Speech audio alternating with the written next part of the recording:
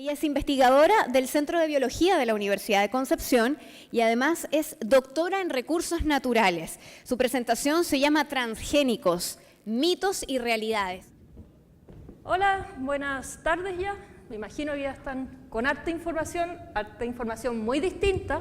Y ahora vamos a cambiar un poco el foco, pero vamos a hablar de los organismos genéticamente modificados o transgénicos, que me imagino que todos han escuchado hablar, y cuando buscamos en Google acerca de transgénicos aparecen cosas como estas.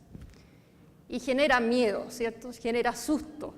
Muchos dicen, ¿cómo voy a comer transgénico? Me puede provocar un daño a la salud. Me produce cáncer. ¿Se dan cuenta todos estos dibujos y fotos que aparecen en internet? Y además la palabra transgénicos no es muy amigable. ¿Nosotros comemos transgénicos en Chile? ¿Sí? ¿Qué comen?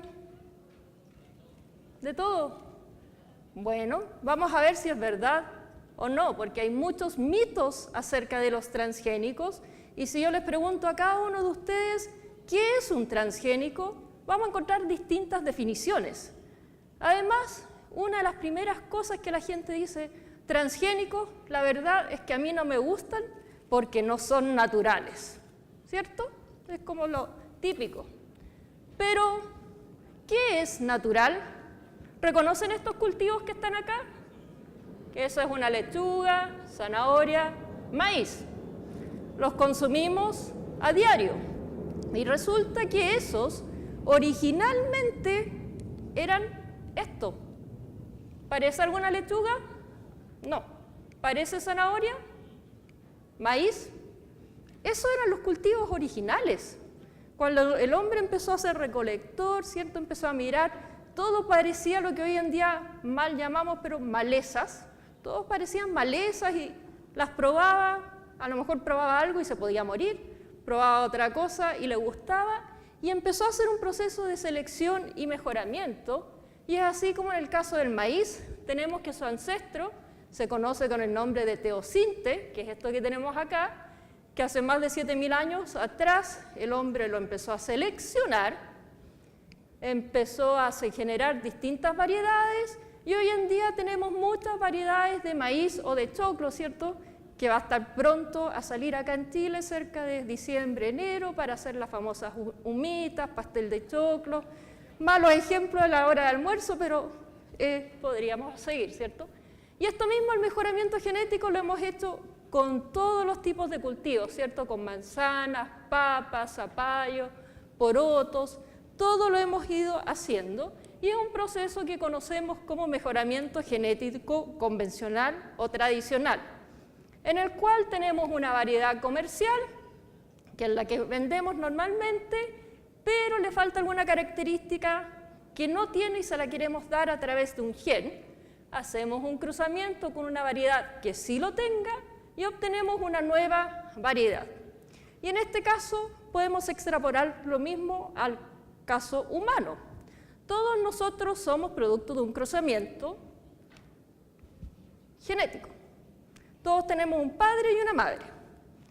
Pero, lamentablemente, no todos, o ninguno, o casi ninguno, tiene todo lo bueno de la mamá y todo lo bueno del papá. O algunos sí, ¿no? Incluso miramos a nuestros hermanos y decimos, pucha, mi hermano tiene tal calidad, característica que la tiene mi papá y a mí me habría gustado tenerla. O mi hermana tiene tal característica de mi mamá y a mí me habría gustado tenerla.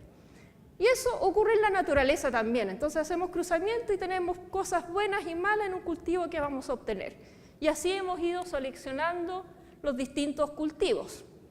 Pero además, para alimentar la gran cantidad de población que tenemos hoy en día, más de 7.000 millones de personas, y que vamos a ir en aumento, hay otras tecnologías que nos han permitido tener mejores cultivos. Algunos de ellos como irradiación de alimentos, que se hace bastante, y obtenemos nuevas variedades de trigo, frutilla, pomelos y otros.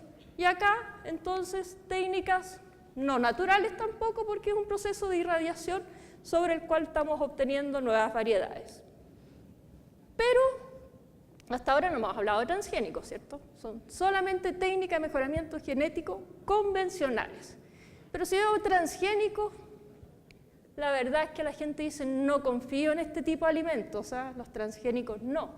Pero sí confiamos papas fritas, cigarrillos y otras cosas que no son muy buenas para la salud. ¿Qué es un transgénico? Un organismo genéticamente modificado. Van a encontrar miles de definiciones en Internet.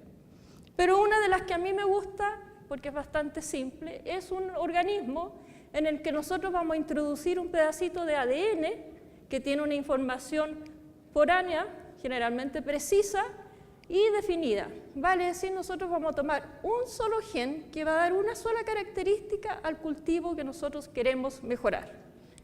Y en este caso, podríamos decir, bueno, esto de insertar un gen en otra variedad no es algo natural, ¿cierto? Parece artificial. Pero resulta que en la naturaleza, aquí tenemos unas papas, en las cuales se describió que esas papas contienen genes que son de bacterias, sin hacer ingeniería genética, de forma natural, y hace más de 5.000 años o 8.000 años atrás que este proceso ocurrió. O sea, que tenga ADN de una o de otra especie, no es que se haga en el laboratorio solamente, ocurre de forma natural.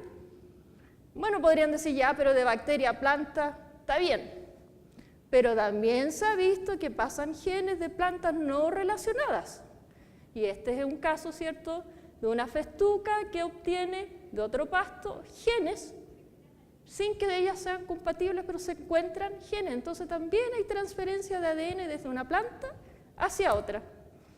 Así que lo que nosotros vamos a hacer en ingeniería genética es simplemente tomar un gen que nos va a dar una característica que nosotros queremos y se la vamos a insertar a la variedad comercial. De esta forma, nosotros vamos a necesitar obtener el gen que nos interesa. Por ejemplo, si queremos tomates más sabrosos, podríamos imaginar que hay un gen de sabor del tomate y ese gen lo vamos a tomar, lo vamos a insertar al tomate y vamos a obtener el tomate más sabroso. La primera tarea, obviamente, es buscar el gen que dé la característica de mayor sabor.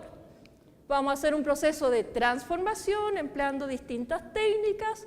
Vamos a hacer ensayos en invernadero para ver cómo esa planta se comporta. Vamos a hacer ensayos en campos pequeños, y vamos a llegar a comercializar ese producto. Normalmente todo este proceso nos va a llevar alrededor de 8 a 10 años. ¿De dónde vienen los genes?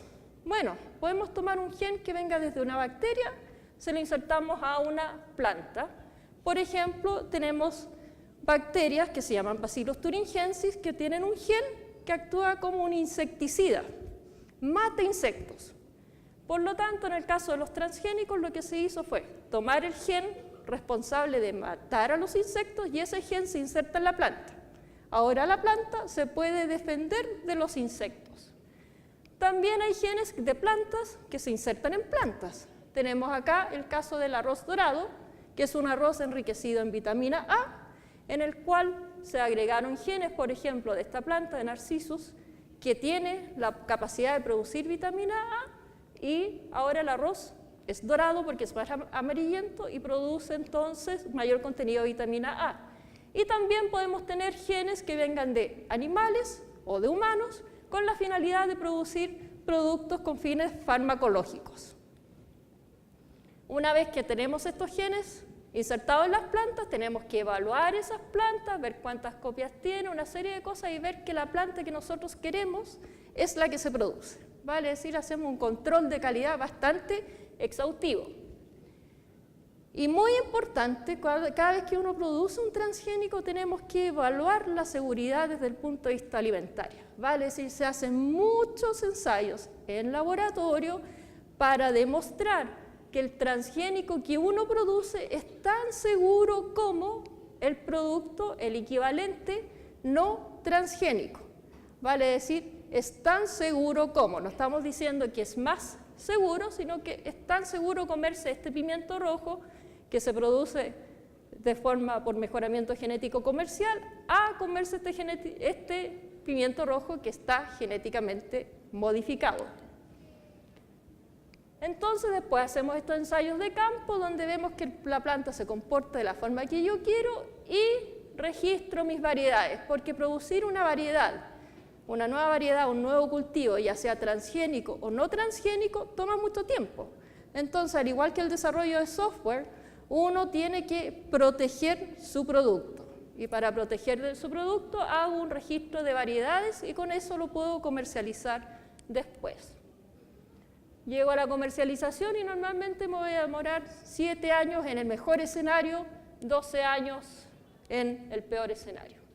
¿Cuáles son los principales cultivos transgénicos que hay a nivel mundial? Estamos hablando en el mundo. Principalmente tenemos soya. El 80% de la soya que se produce a nivel mundial es transgénica. Tenemos algodón. El 60% del algodón que se produce en el mundo es transgénico. Maíz, el 30% del maíz que se produce a nivel mundial es transgénico.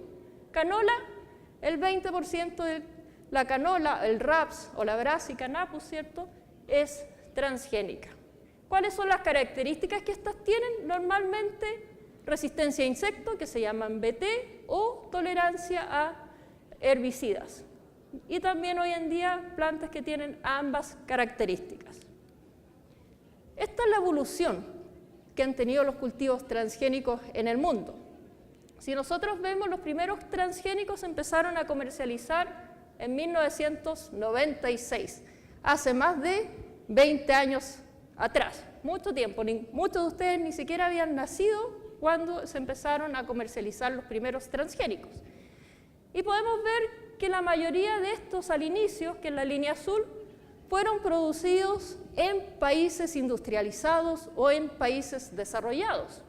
¿Y qué pasaba con países como el nuestro, como Chile, y en países en vía de desarrollo? Bueno, si se dan cuenta, al principio producíamos muy poquito, pero acá, cerca del año 2009, 2010, se produce una inversión. Los países en vía de desarrollo empiezan a producir y comercializar más transgénicos que los países industrializados.